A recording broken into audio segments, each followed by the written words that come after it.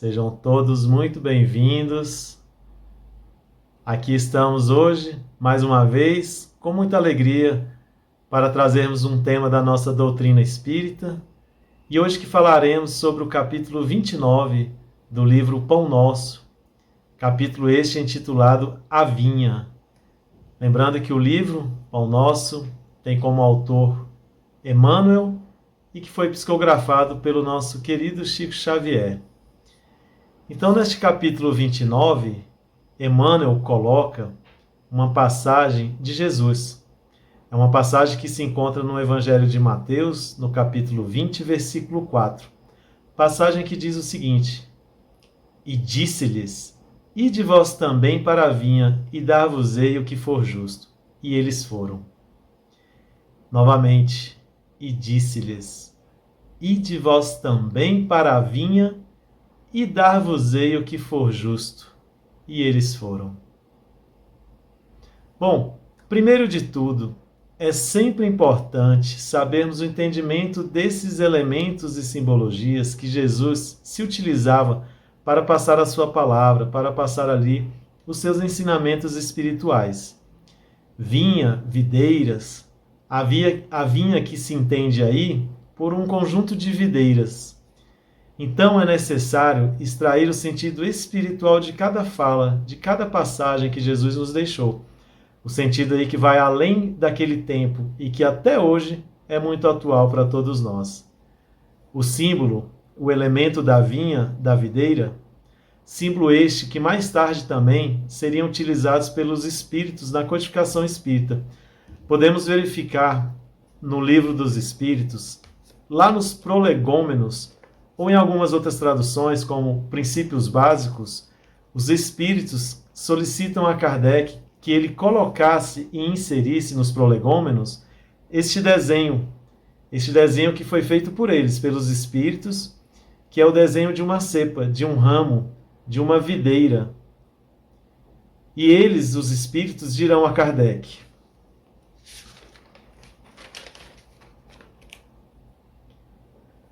Coloca no início do livro a cepa de vinha que te desenhamos, como emblema do trabalho do Criador.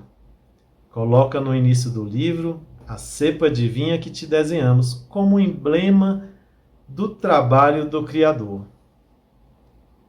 Então a videira, emblema do trabalho do Criador, e que naturalmente vai envolver neste trabalho também a criatura, o entendimento de que ele vem convidar a criatura a co-criar com ele, a colaborar com ele. E aí, prosseguindo, todos os princípios materiais que podem melhor representar o corpo e o espírito estão nela reunidos. O corpo é a cepa, o espírito é o licor, a alma, ou o espírito unido à matéria, é o bago da uva. Então aí, nessa segunda fala, os espíritos nos trazendo os elementos da videira, o corpo, o espírito e a alma. Na verdade, uma representação dos seres espirituais que eles fazem através da videira. E aí, prosseguindo para o último parágrafo aqui, o homem purifica o espírito pelo trabalho, e tu sabes que é somente pelo trabalho do corpo que o espírito adquire conhecimento. Ou seja, e aqui eles estão falando de quê? Da reencarnação. Que é por meio desse processo do espírito vir à matéria, em trabalho colaborativo com o Criador, vir a esta vinha, reencarnado, é que o espírito vai aos poucos se depurando, se purificando por essas repetidas experiências na vida física, no corpo material, pelas provas que passa, pelas expiações que lhe são devidas, e assim ele vai se purificando até que um dia venha a ser um espírito puro, a ponto de que não tenha mais a necessidade de uma nova experiência corporificada. E temos também, ainda no Livro dos Espíritos, na questão 196, Kardec novamente fazendo a alusão à videira. E ele coloca da seguinte forma aqui na questão 196. Então, a questão 96, Kardec indaga aos espíritos, né? Se os espíritos apenas podem melhorar-se suportando as dificuldades da existência corporal, segue-se que a vida material seria uma espécie de cadinho ou depurador por onde devem passar para alcançar a perfeição? E os espíritos respondem: sim, é exatamente assim. Eles se melhoram nessas provações, evitando o mal e praticando o bem. Mas é só depois de várias encarnações ou depurações sucessivas que atingem o objetivo a que se destinam, após um tempo mais ou menos longo e de acordo com seus esforços. E aí é lá no comentário da questão 96 que Kardec traz o seguinte: no suco da videira, nós encontramos uma comparação semelhante aos diferentes graus de depuração da alma. Ele contém o licor chamado espírito, ou álcool, mas enfraquecido por uma série de matérias estranhas que lhe alteram a essência. Essa essência só atinge a pureza absoluta após diversas destilações, em cada uma das quais se depura das várias impurezas.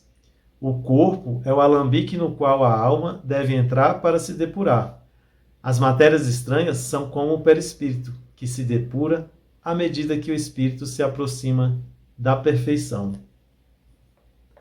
Olha que interessante. Kardec se utilizando aí de uma simbologia do elemento vinho para fazer a comparação com a nossa vida espiritual, associando o entendimento de que, assim como é para o vinho, que passa por diversos processos de destilações para ficar melhor, mais saboroso, para ficar cada vez mais puro, assim o é também para com a nossa vida espiritual, que somente através de diversas e inúmeras experiências na carne, ou seja, diversas encarnações, é que vamos alcançando a purificação do nosso espírito.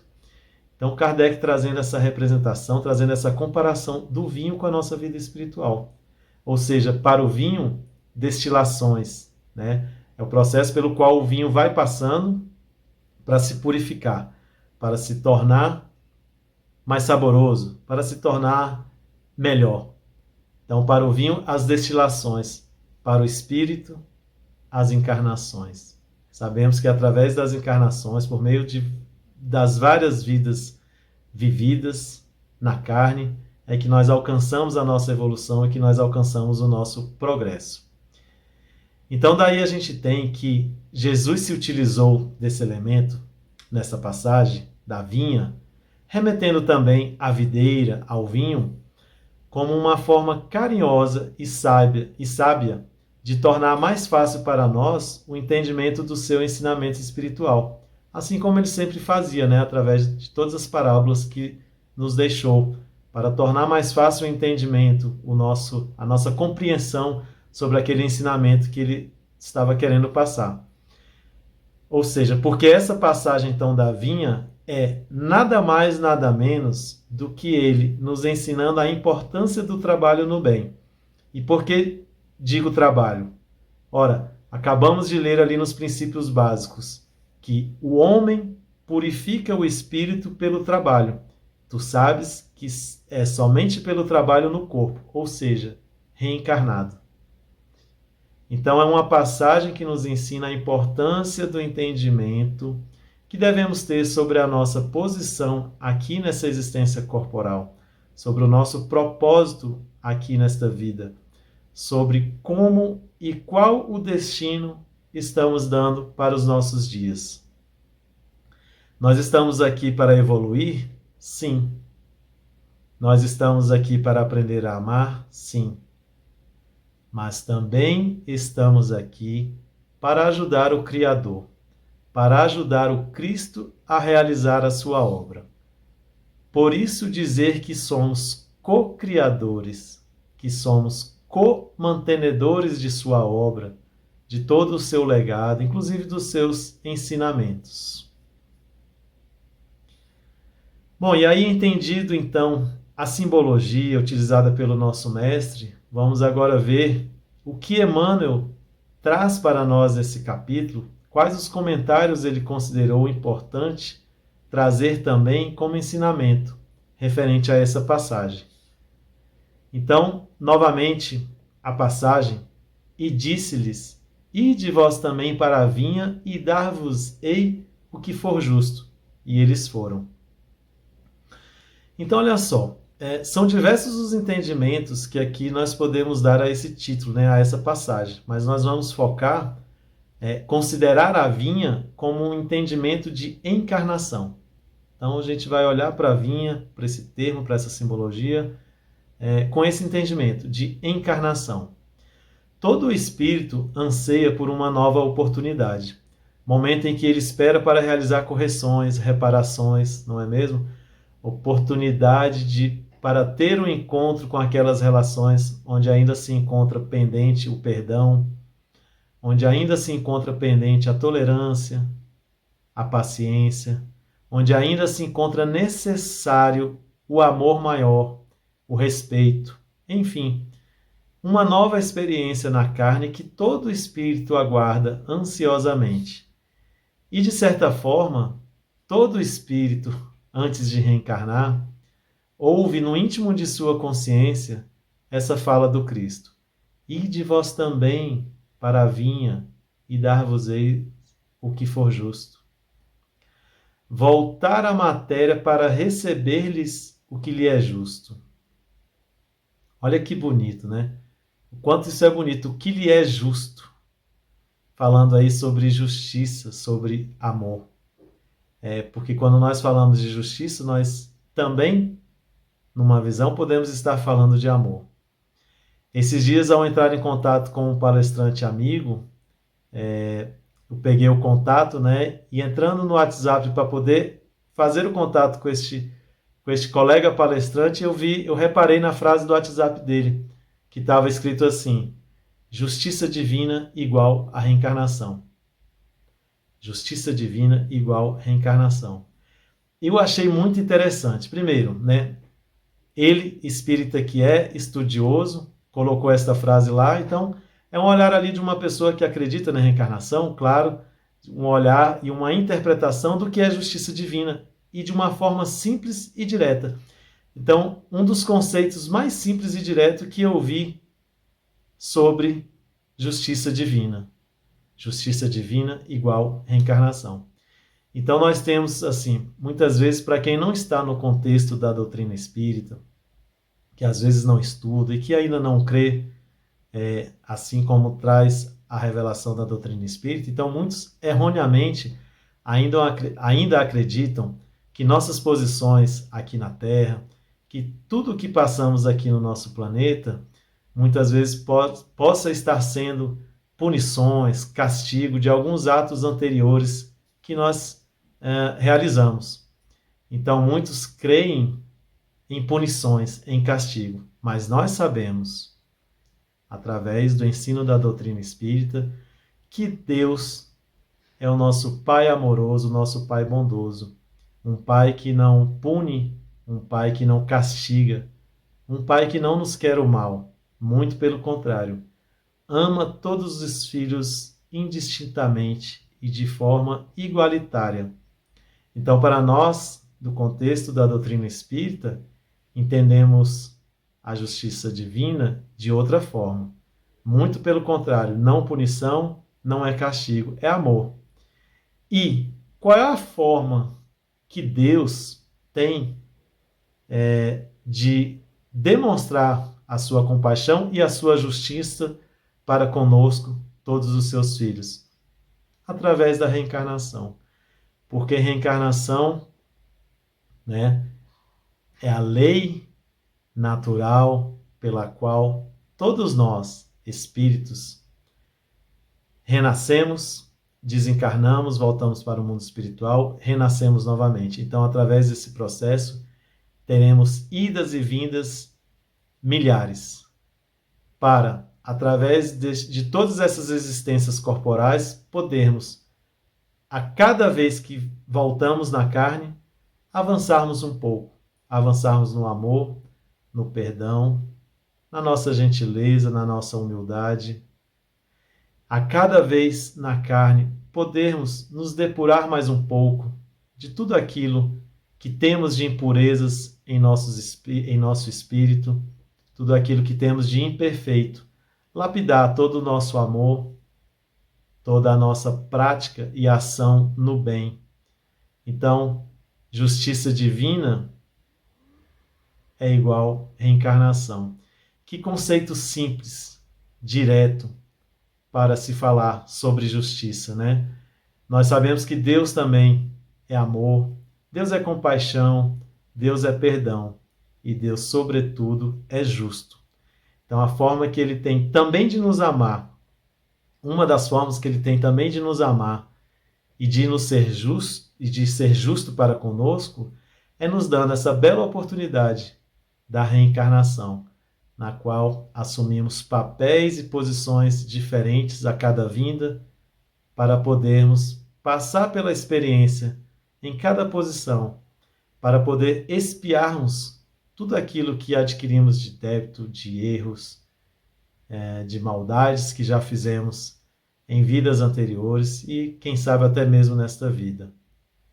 Então, justiça divina igual a reencarnação. Reencarnação, o amor de Deus para conosco, nos dando essa nova oportunidade, essa nova chance. E aí, se pegarmos também alguns conceitos de justiça, a gente pode ter que justiça, aquela famosa frase, a cada um segundo as suas obras. Justiça, dar ao outro o que lhe é devido. Então, justiça, para nós da doutrina espírita e no entendimento que temos do nosso Pai, justiça, muitas vezes, é sinônimo de amor. E amor também é sinônimo de justiça. Quando eu amo alguém, eu estou sendo justo. Não tem como amar o nosso semelhante sem sermos justos, porque o amor, este sentimento maior que reúne todas as outras virtudes. Se eu amo de verdade, neste amor está inserido a justiça, o perdão, o acolhimento, a gentileza, o torcer a favor da pessoa. Então, se eu amo, a justiça já está inserida. E se eu falo, eu sou justo com o meu semelhante, então eu estou dizendo que eu amo, porque justiça, dentro da justiça está inserido o amor. Então, nessa frase, dar-vos-ei o que for justo, está expressa a misericórdia divina, a justiça divina, o amor de Deus para com todos os seus filhos. Justiça não no sentido de castigo, jamais, e sim justiça no sentido cumprindo o seu papel educativo.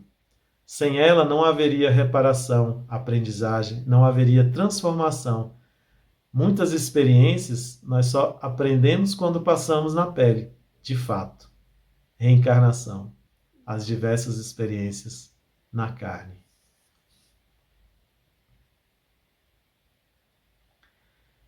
E aí Emmanuel, né, vai trazendo aí no capítulo 29, a gente vai ler aqui mais um pedacinho, um parágrafo para a gente comentar. As coletividades humanas costumam cair em desordem, mas as leis que presidem aos destinos da casa terrestre se expressam em absoluta harmonia.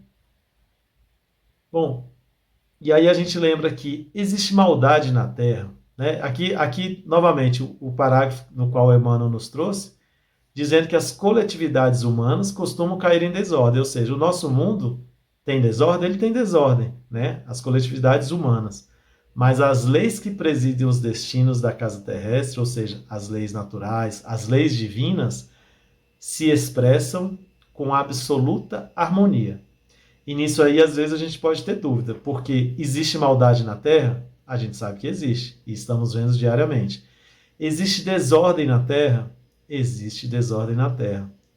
Mas, por mais que tenhamos ainda a nossa imperfeição, por mais errôneas que sejam as nossas escolhas, erros esses, frutos de um livre-arbítrio ainda não tão desenvolvido com sabedoria e amor, mesmo ainda com toda essa nossa lentidão em promovermos a nossa evolução espiritual, mesmo assim, nós vemos as leis naturais operando com a mesma fidelidade, com a mesma segurança e com a mesma harmonia.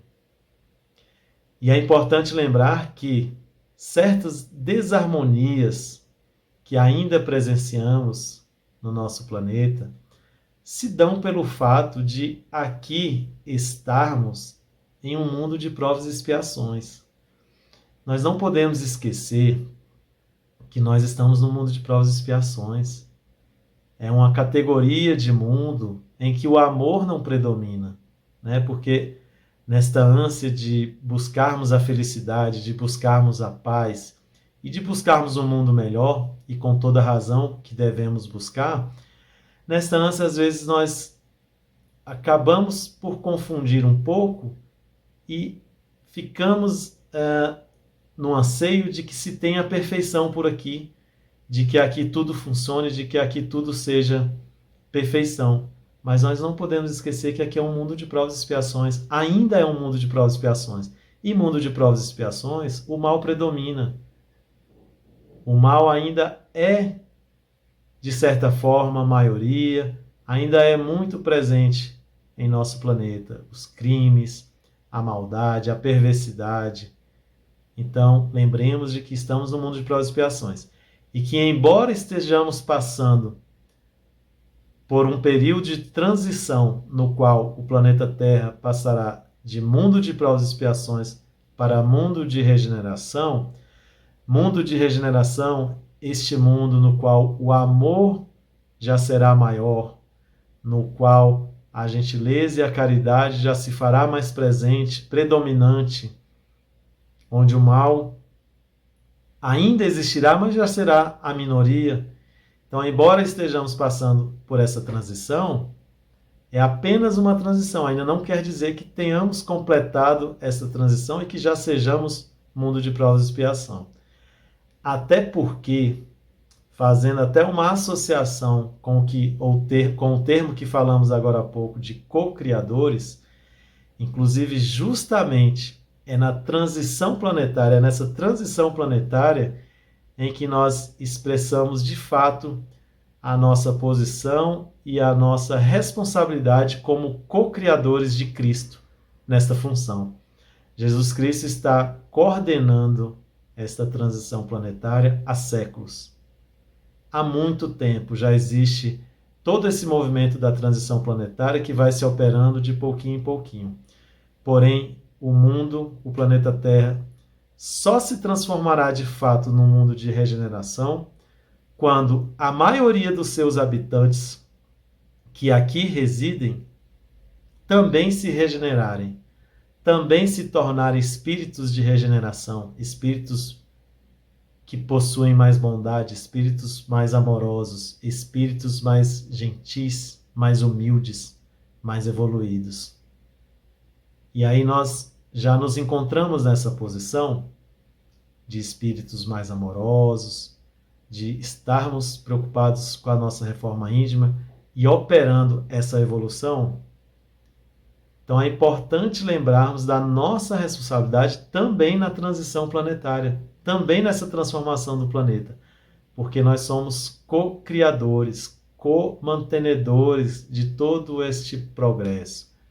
Claro que existe uma programação e ela vai se completar, mas é preciso que nós façamos a nossa parte, que nós, como co-criadores que somos de Cristo, possamos também operar, trabalhar junto de todo este movimento de transformação. Então, embora, como falava aqui Emmanuel, que embora exista desordem em nosso planeta, as leis naturais, as leis divinas, operam com a mais completa harmonia. E até hoje temos essas leis de uma forma segura, de uma forma constante e de uma forma perfeita, assim como são as leis divinas. E aí, novamente, Emmanuel vai trazendo os parágrafos e ele coloca o seguinte: essa verificação nos ajuda a compreender que a Terra é a vinha de Jesus. Ou seja, como falamos no início, e como colocado também no Livro dos Espíritos, videira, a vinha, como emblema do trabalho do Criador. Então a Terra é a vinha, é a Terra sendo este palco sendo o local onde se opera a criação, e novamente, onde a criatura é convidada para a cocriação, a comanutenção, onde ele, o Cristo, o Criador, nos convida, criatura que somos, a colaborar com a sua obra. E claro, colaborando em seu propósito, evoluímos assim o nosso espírito também. Aperfeiçoamos a nossa essência em nossa jornada espiritual.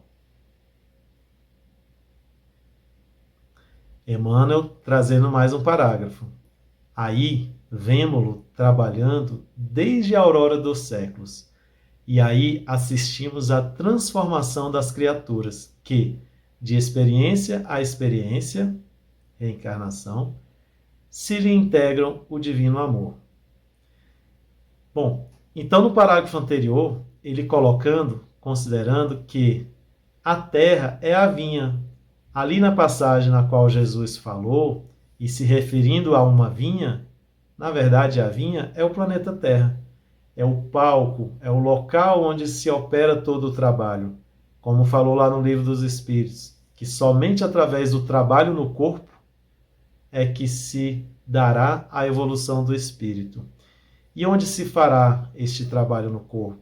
Na terra, na vinha, o palco, o local onde se reencarna, onde nós, espíritos, nascemos num corpo material.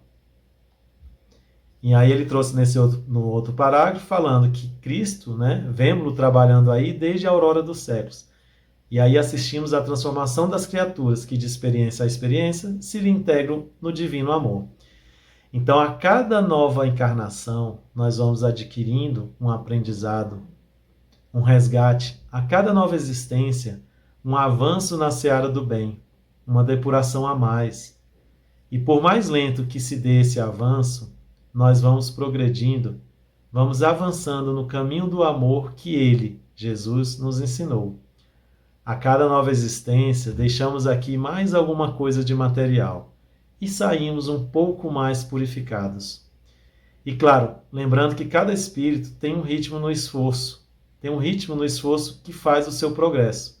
Uns vão de uma forma um pouco mais lenta, outros num avanço um pouco mais rápido, por assim dizer.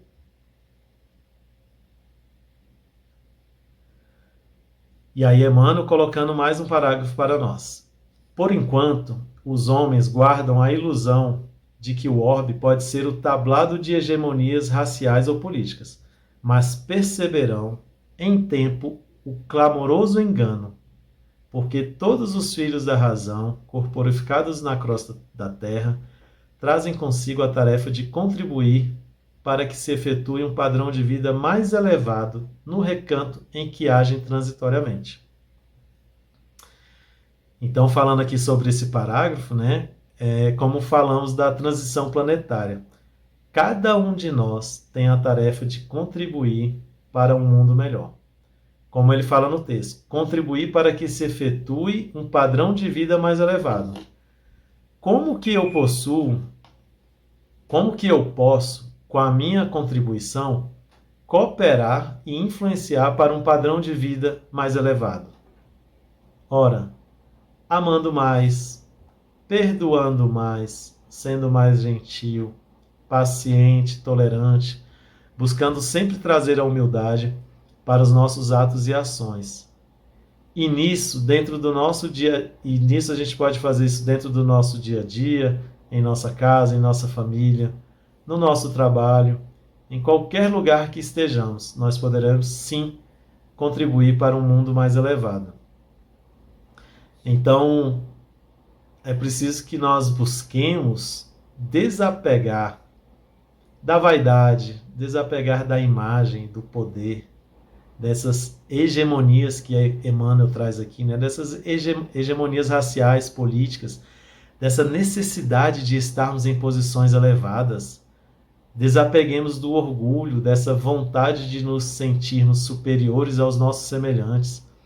Desapeguemos de tudo que nos trava o progresso.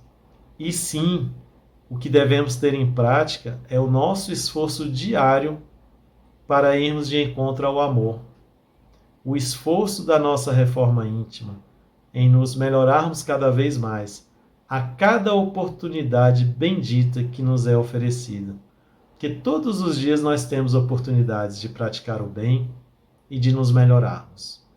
Muitas vezes somos nós que não olhamos com carinho para essas oportunidades, muitas vezes somos nós que não nos permitimos aproveitar cada oportunidade dessa, mas todos os dias, diariamente, nos é dado por Ele, pelo nosso Cristo, a oportunidade de fazer o bem ao nosso semelhante, de fazer o bem a nós mesmos, de todos aqueles que frequentamos e que convivemos no nosso dia a dia. Então, aí finalizando e continuando o texto do capítulo 29, partindo aí mais para o final, Emmanuel coloca o seguinte: onde quer que estejas, recorda que te encontras na vinha do Cristo. Interessante essa frase aqui. Onde quer que estejas, recorda que te encontras na vinha do Cristo.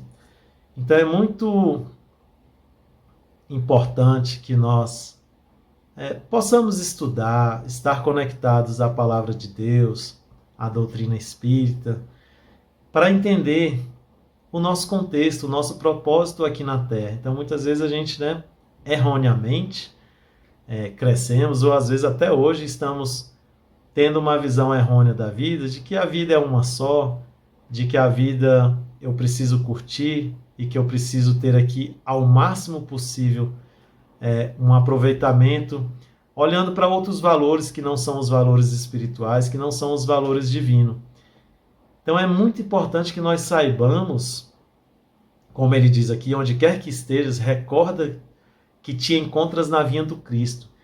E eu me lembrar de que estou na vinha de Cristo, isso me faz lembrar e me remete a trabalho, a esforço, a busca de evolução, a vinha do Cristo, cocriação, co-criador. Eu tenho responsabilidade aqui também para fazer desta obra que Cristo coordena, que Cristo está no controle, que eu também tenho a minha responsabilidade para que este mundo se torne um mundo melhor, que eu também tenho a minha parcela de função,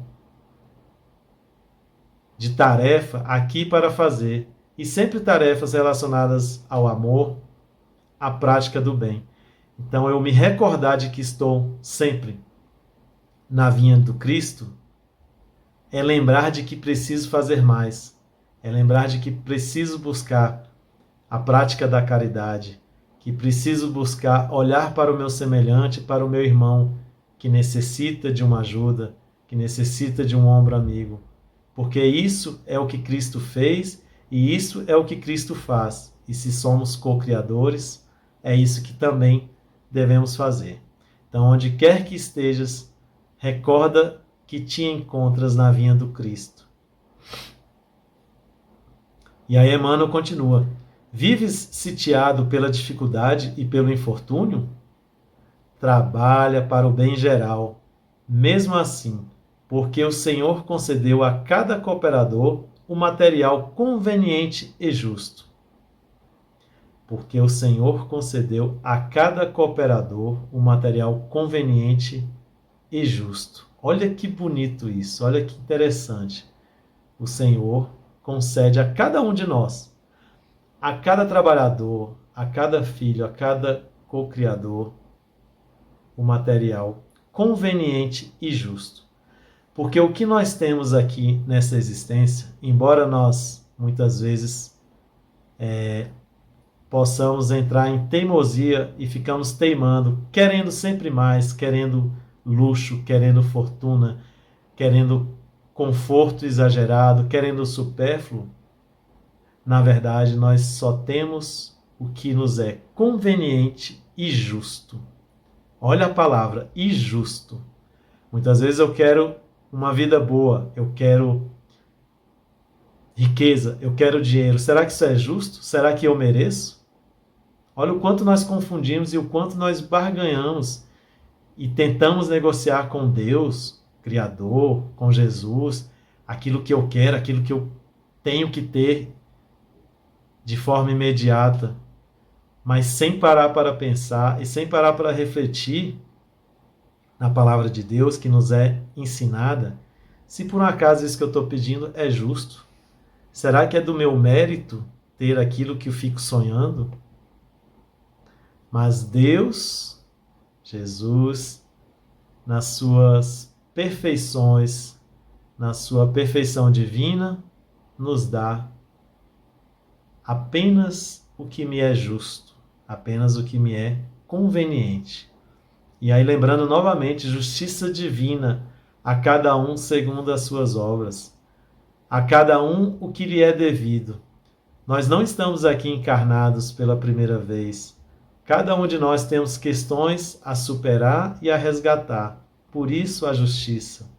Nós já cometemos erros no passado, muitos débitos e muitos erros, com toda certeza.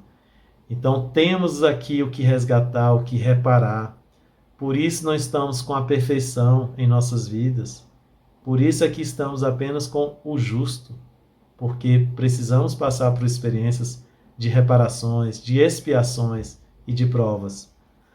A cada um o conveniente, aquilo que eu preciso, não aquilo que eu quero, aquilo que eu necessito. A cada um o justo. Trabalha para o bem geral. Essa é a nossa tarefa. Contribuir para um padrão de vida mais elevado. E aqui, mais elevado, lembrando novamente que não estamos falando de um padrão de vida material, de conforto, de riqueza, de luxo. Não. Padrão de vida mais elevado quer dizer vida espiritual mais elevada. Elevar a nossa vibração espiritual. Portanto, a cada um o que é justo. Embora a nossa pequenez espiritual muitas vezes venha pedir o luxo, a matéria, o supérfluo, nós temos apenas o que nos é justo. Um material conveniente que nos foi dado pelo Senhor. Seja ele, este material, o que nós recebemos, seja ele uma dor, seja ele uma prova, seja ele um dever, uma convivência difícil, uma enfermidade, ainda assim, lembremos também de agradecer, porque tudo que nos é dado pelo Senhor é bênção em nossas vidas. Oportunidades benditas de aprendizado e progresso. Então lembremos sempre, saibamos também exercitar o nosso dom de agradecer, o dom da gratidão, porque tudo que nos é dado, inclusive as nossas dificuldades, as nossas vicissitudes, no final de tudo, quando evoluirmos mais o nosso pensamento e a nossa capacidade de entender o amor, nós vamos entender no final que até aquilo que nos é difícil, as nossas dificuldades, os nossos sofrimentos e as nossas dores, são bênçãos divinas. Porque são através desses momentos difíceis, justamente essas posições, essas expiações que estamos passando, o que é justo para com a nossa caminhada espiritual, somente através dessas experiências é que nós vamos nos depurar. Nós precisamos nos depurar, nós precisamos passar por expiações, nós cometemos erros, é justo. Então que saibamos também, porque é somente através da dor. Onde que se aprende mais? Através da dor, do sofrimento. É aquela coisa, às vezes eu escuto de alguém, de um amigo, que ele está passando por uma situação, por uma experiência, e a gente imaginando que a gente sabe o que ele está passando, mas não. Só sabe de verdade, de fato, o que se passa em relação ao sofrimento e à dor, quando de fato nós passamos. Então é por isso que a cada experiência nós vamos invertendo as posições e os papéis para passar por aquilo que nos é necessário para a nossa evolução, para o nosso espírito. Então, novamente, que lembremos de ser gratos, até pelas nossas dificuldades, até pelas nossas vicissitudes, porque serão elas o caminho para que possamos alcançar a nossa evolução, cada vez mais, de pouquinho em pouquinho, possamos ir aprendendo a amar de uma forma mais semelhante que Cristo amou, a perdoar como Cristo perdoou e nos ensinou. Então nós vamos aqui nos despedindo, né? Era esta breve mensagem sobre o capítulo 29, a vinha, no qual vem falar da terra ser a vinha de todos os trabalhadores, de todos os cooperadores de Cristo, que somos nós, espíritos encarnados aqui neste mundo, neste planeta Terra. Que possamos lembrar desta mensagem, que possamos assim nos tornar disponíveis cada vez mais para a busca e para o nosso esforço em buscar o bem, em buscar a prática do amor junto dos nossos semelhantes, junto do próximo. Deixamos aqui o nosso abraço fraterno e o desejo de que todos tenham uma ótima semana. Enfim, o nosso abraço, o nosso agradecimento pela oportunidade de aqui estarmos falando sobre Deus, sobre Jesus Cristo e, sobretudo, sobre o amor. Obrigado.